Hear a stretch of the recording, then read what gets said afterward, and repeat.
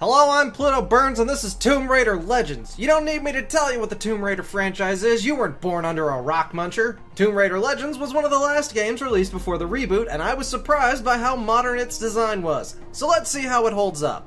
The game opens with some really nice scenery as Laura indulges her Tom Cruise-style death wish, doing some unaided climbing on the way to her next tomb raid. But uh-oh, looks like someone is trying to beat her to the prize. Having already called this one, Laura proceeds to murder her way across several continents to get all the pieces of what ends up being Alien Excalibur. Oh, and there's some BS about Laura's missing mom and an old friend turned evil, but I never cared because Laura is a thoroughly unlikable main character.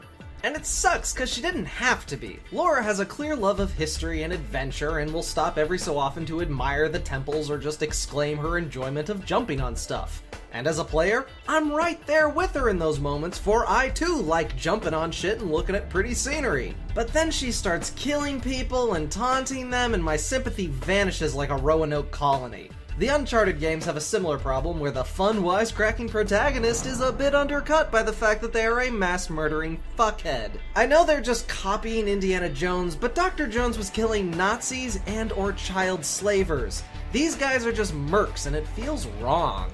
Anyway, jumping on stuff. The only other early Tomb Raider I played was the first one, and this one immediately feels a lot better than that. Full analog control, camera stays out of the way, jumps are responsive, the platforming has a slow, methodical pace to it. It kind of reminds me of those old rotoscoped platformers like Prince of Persia or Flashback. And that's not a bad thing. This is the kind of platforming you'd see in the Sands of Time trilogy, although not quite that good. I did find myself hammering the reverse time button after a couple missed jumps. No. She did not die. Back up a bit. Apart from the usual jumping, rolling, and swimming, Lara also has a magnetic grapple that she can use to clear gaps or for puzzle solving. The puzzles in this game are pretty simple. Move a thing here, press the switch, nothing too taxing to figure out. It often takes longer to move Laura around the puzzle room than it does to figure out what to do. And if you ever get stuck, Laura's binoculars come with a highlight the interactables filter, so it's unlikely you'll ever be completely stuck. The best puzzles are the ones that require you to use platforming. One of the best ones is this tram you have to pull along a track while also dodging electrified obstacles. Apart from the progression puzzles, each level has a set of bronze, silver, and one gold collectible to find. The bronze collectibles are lazy, usually just hiding around a corner or in a box. Silver collectibles are much better at hide and seek. You'll have to more closely scan the environment to find these babies. The gold ones are sneaky fuckers, often hiding behind more devious puzzles than you'll see anywhere else in the game. I've only found 2 of them so far. Now, the other major part of the gameplay is the combat. Apart from my issues with the ludo-narrative disco biscuits, the combat's actually pretty fun. You lock onto enemies with one trigger and fire with the other. No cover system, so you mostly dodge gunfire by jumping and rolling. Laura's athletics are folded into the combat rather well. You can kick dudes, slide tackle them, jump kick, or use them as a springboard for bullet time. These are arguably less useful than just grabbing a dude's shotgun, but it's nice to have some options to stop the combat from getting dull. There's also grenades, which are pathetic. The throw arc is short, and the delay is just a hair too long. I ended up stockpiling the fuckers. There's also a couple motorcycle races that are about as good as the motorcycle races in Crash Bandicoot 3.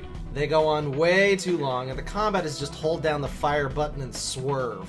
They're honestly worse than the QuickTime events, which aren't the worst kinds of QTE, but are definitely souring the milk. The levels themselves have some nice scenery and that old creepy temple vibe going on. Well, at least the tomb levels do. There's a handful of non-tomb levels that you'll be visiting. The best one is this level that starts out as a King Arthur themed British tourist trap that happens to be built on top of King Arthur's actual tomb. And the only way to get down there is to slam a forklift through a stone wall like you're playing Twisted Metal. It's pretty fun. The second modern level is an old Soviet base. This one feels nothing like a Tomb Raider level, but it also has some of the best puzzles in the game, so it's a trade-off. The last one is in Japan, where you go to a snazzy party to make a deal with the Yakuza that goes south. This level has no business being in a Tomb Raider game. Most of its combat and the few platforming bits do not make up for the utter lack of tombs, though it does end with a surprisingly fun boss fight. The tomb levels don't need to be gone over in great detail. They take place all over the world, because Laura is irritatingly rich, and the vistas are quite nice. I know it's PS2 era, but these are rather impressive views for the time. And there really is nothing quite like climbing all over some old shit in hot pants. Speaking of, this game only lasts about 5 hours, but comes with a surprising amount of extra content. As you progress through the game, you'll unlock new costumes, ranging from, hey, that looks nice, to, ooh, no. You can use these costumes when you replay levels, which can be done at any of the difficulty levels, or in a time trial mode. I had a surprising amount of fun with the time trial mode. The timer is just tight enough that you gotta move without it feeling like you have to be absolutely perfect. The main thing beating the game unlocks is the extra level Lara Croft's mansion. This has been a staple of the series before, and it's still fun. It presents you with a series of rooms to solve puzzles in and a gymnasium with jumping puzzles. This level was a bundle of fun to leap around in, and the puzzle for the gold collectible was incredible. So that's Tomb Raider Legends. It's a fun and modern action-adventure game and was exactly the kind of short, straightforward, jumpy game I was looking for. If you're interested, it shouldn't be too hard to find used. I give Tomb Raider Legends a Temple of Doom out of 10.